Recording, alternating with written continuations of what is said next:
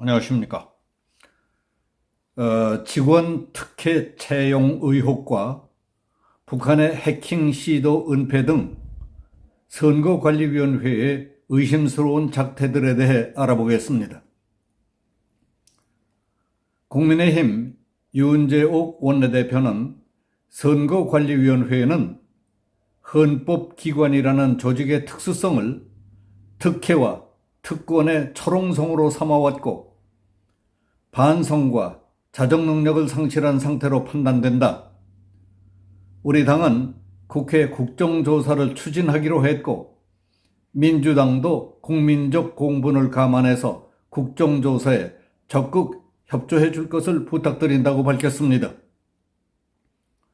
더불어민주당 박광원 원내대표도 부정 채용은 용납할 수 없는 일이라며 국정조사에 원칙적으로 동의했지만 이번 사태를 빌미로 선관위원회의 중립성이 훼손돼서는 안 된다고 강조했습니다.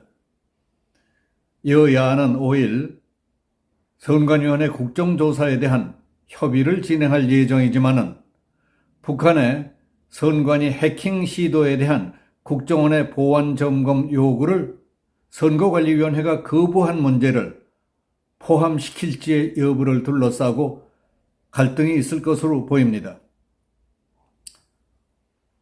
국민의힘은 지난달 언론 보도를 계기로 불거지기 시작한 북한발 선관위 해킹 시도에 대한 국가정보원의 보완 점검 요구에 대한 선관위 거부에 대해서도 국정조사에서 자세히 들여다봐야 한다고 강조하고 있습니다.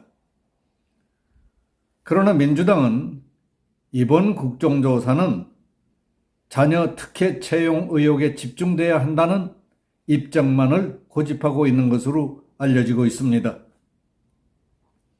지난 5월 3일 중앙일보 보도에 따르면 북한이 우리 선관위에 대해 여러 차례에 걸쳐 해킹 공격을 시도했던 것으로 드러나 행정안전부와 국가정보원이 선관위의 보완 점검을 추진했으나 선관위가 이를 딱 잘라 거부함으로써 내년 총선 관리에 많은 우려가 제기되고 있다고 여권 고위 관계자가 밝혔습니다. 이 관계자는 국정원은 최근 해커 추적 과정에서 북한이 보낸 것으로 추정되는 해킹 메일과 악성 코드가 선관위에 수신 감염된 것을 확인하고 여러 차례 통보했지만은 선관위는 이에 대한 조치 내용을 국정원에 회신조차 하지 않고 있었습니다. 따라서 해킹 침투 여부와 보안 조치 내용을 확인할 수 없었다고 말했습니다. 아니 도대체 이게 무슨 병고입니까? 선거관리위원회는 어느 나라 것이고 누구의 지시를 받고 그따위 짓을 하는 건지 그래도 되는 겁니까? 북한 해킹에 적극적으로 대응하지 않을 경우 내년 총선에서 선거인 명부 유출, 투개표 조작, 선거 시스템 마비 등의 재앙이 발생할 가능성을 배제할 수 없다는 사실도 모르고 나라 망할 짓들만 하고 있었단 말입니까?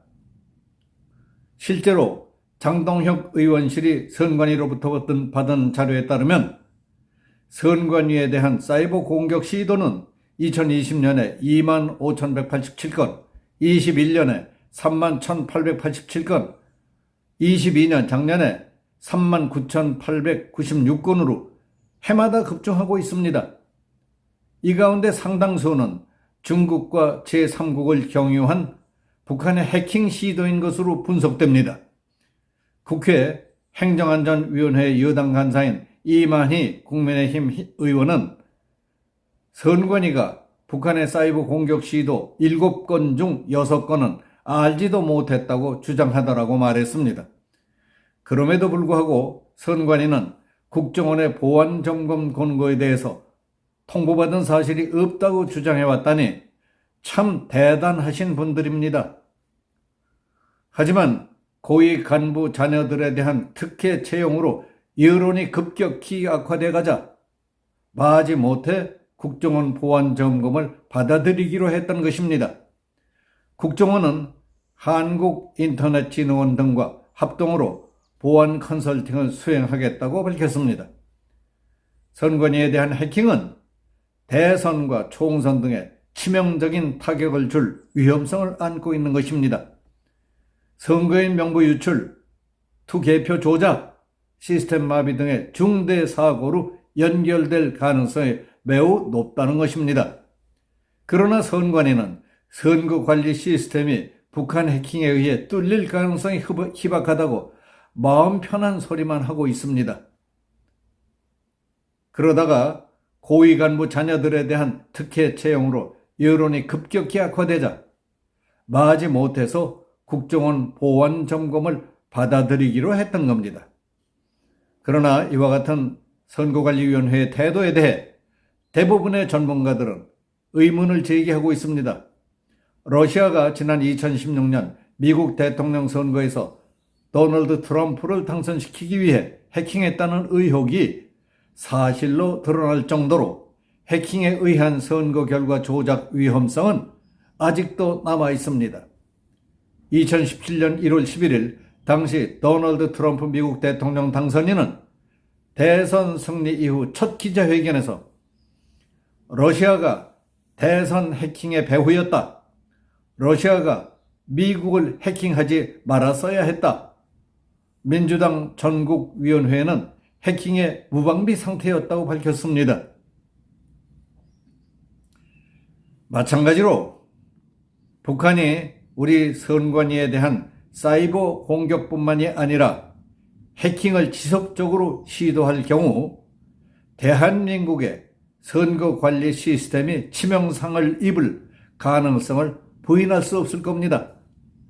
그럼에도 불구하고 선관위가 국정원의 보안점검 요청을 거부한 것은 누구를 위해 일하는 선거관리위원회냐 하는 의문을 갖지 않을 수 없는 심각한 문제입니다. 선관위 스스로 해킹을 당했는지의 여부를 밝히기는커녕 우리 국정원의 보안점검을 거부하다니 상식적인 사람이라면 누구라도 그런 태도에 대해 의구심을 갖는 것은 당연한 일 아니겠습니까? 선관위의 보안점검 거부 태도에 대해 선관위 국정조사 범위에 포함시키지 말자는 민주당의 주장을 비판하는 사람들이 많습니다. 선관위가 국민적 의혹을 사고 있는 부분을 감싸려는 의도가 도대체 무엇이냐고 의심을 한다는 것이었습니다. 그럼에도 불구하고 민주당이 선관위에 대한 국정조사 범위를 자녀 특혜 채용에 국한시키자고 고집하는 것은 지금 드러나기 시작한 선관위와 그 배후 세력과의 반국가적 음모가 있었다는 것 아닐까 하는 궁금증이 있습니다. 그리고 야당 핵심부에서 그걸 슬쩍 덮고 넘어가려는 것 아닐까 하는 의혹을 갖는 사람들도 적지 않다는 얘기입니다. 다시 말해서 민주당과 선거관리위원회, 국외의 불순 세력 등이 합작해 국정조사를 했음내 하는 눈가림식으로 얼렁뚱땅 넘기려는 반국가적 음모가 작동할 수도 있는 것 아닌가 하는 의혹을 갖게 하는 대목입니다. 그런 관점에서 본다면 민주당이 북한의 선관위 해킹에 대한 국정원의 보안 점검 요구 거부 문제를 국정조사에서 제외해야 한다는 입장을 고집할 경우 여야 협상은 쉽지 않을 겁니다. 그러니까 여야 협상이 어려워질수록 북한 해킹 정밀 검사를 반대하는 선관위와 민주당 태도에 대한 국민적 의혹은 더 커지고 부정선거, 조작선거에 대한 심증은 더 굳어질 것이라고 믿습니다. 그러다 일이 어떻게 꼬이는가에 따라서는 토네이도 이상의 노도와 같은 광풍이 전국에 휘몰아칠 수도 있을 겁니다. 북한이 선관위 해킹을 통해 내년 총선에 개입하려는 불상사를 상상해 보셨습니까? 그 처절한 비극을 막기 위해 여야 정치권뿐만 아니라 모든 사람들이 정신을 바짝 차려야 한다고 믿습니다. 북한, 중국의 사이버 부대와 해킹 부대, 선전대, 특수공작원, 그리고 국내외 친북 조직과 친북 세력 전체가 총동원돼 수단, 방법, 목숨까지 걸고 별의 별짓을 다 벌일 것이라는 상황에 모두가 대비해야 합니다. 아무리 대비해도 지나침이 없다는 다짐으로 꽁꽁 뭉쳐 반드시 이기지 않으면 안 됩니다. 여기서 마치겠습니다. 감사합니다.